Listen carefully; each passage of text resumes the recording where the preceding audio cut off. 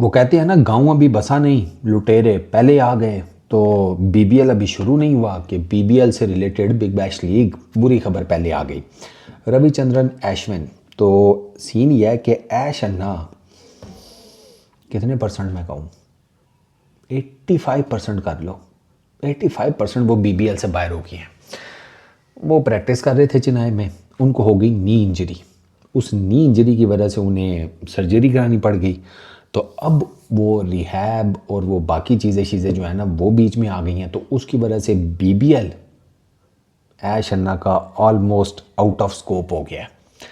उन्होंने Sydney thunder की तरफ से खेलना था, उनकी साइनिंग हो गई थी, और ये ऐश अन्ना और सिडनी थंडर दोनों के लिए काफ़ी बड़ा ब्लो है। ऐश अन्ना ने भी अपने इंस्टाग्राम के ऊपर जो पोस्ट डाली है उसमें उन्होंने कहा है कि यार he is feeling very gated, यानी कि बड़ा उनका दिल टूटा है, दुखी हैं। वो बीबीएल को बड़ा फोकस करके बैठे हुए थे।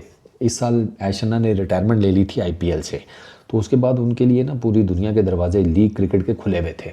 मतलब ऐश अन्ना को कौन नहीं लेना चाहता, बड़ा नाम है, फर्स्ट इंडियन कैब्ड प्लेयर होते, वो बीबीएल खेल रहे होते तो वो इंडियन क्रिकेट हिस्ट्री के पहले कैब्ड प्लेयर होते जो कि इस तरह किसी फॉरेन लीग में गया, वरना इंडियन प्लेयर्स नहीं जाते। करंट तो वैसे ही नहीं जाते, बीसीसीआई ने मना किया हुआ है, लेकिन रिटायरमेंट के बाद भी कोई ऐसा सीन बनता नहीं है। लेकिन ऐश अन्ना का सीन बन गया था सिडनी थंडर की तरफ।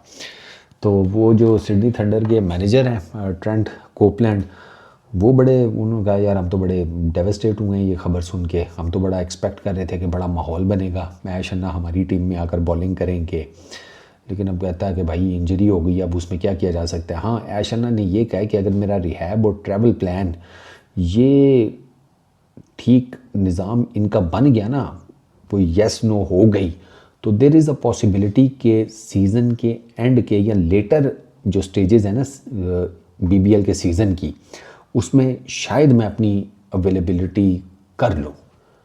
तो वो इसलिए मैंने 85% का है। 15% देर इज़ अ चांस कि अगर वो इन टाइम ठीक हो जाती है, उनकी रिहैब वगैरह कंप्लीट हो जाता है, ट्रैवल प्लान उनका जो है वो प्रॉपर स्केड्यूल हो जाता है, तो फिर देर इज़ अ पॉसिबिलिटी कि बीबीएल की जो लेटर स्टेज है ना, जो एंड के मैचेस हैं, उसमें आप सिडनी थंडर की तरफ से ऐश अन्ना को बॉलिंग करते हुए देखें।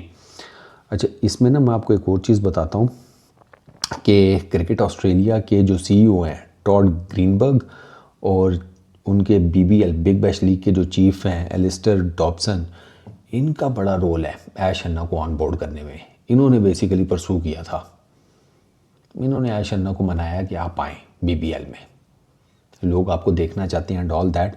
और उसके बाद फिर ऐश अन्ना की बेसिकली साइन इन हुई थी, क्योंकि ये ना सिडनी थंडर के साथ ऐश अन्ना को नथी करके ना, तो देवर प्लानिंग के हम दिखाएंगे Ashwin versus David Warner, Steve Smith, Glenn Maxwell, ठीक है, इवन बाबर आजम भी, क्योंकि बाबर आजम भी सिडनी सिक्सर्स की तरफ से खेलेंगे।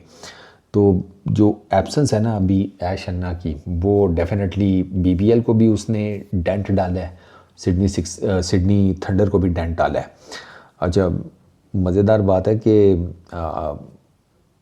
ऐश अन्ना का जो वो पार्टनर थे स्पिन में सिडनी थंडर में, वो और कोई नहीं, शादाब खान है, पाकिस्तानी लेग स्पिनर।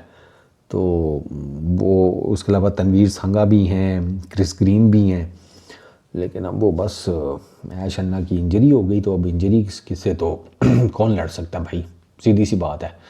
अब हो गई इंजरी, अब टूटे हुए घुटने के साथ तो जाकर बॉलिंग करने से रहे। दो के फैंस तो बड़े, जिसे कहते हैं, ओवरवेल्म थे ऐश अन्ना को बीबीएल में देखने के लिए, वो ख़ुद भी थे, लेकिन अब बस किस्मत का खेल।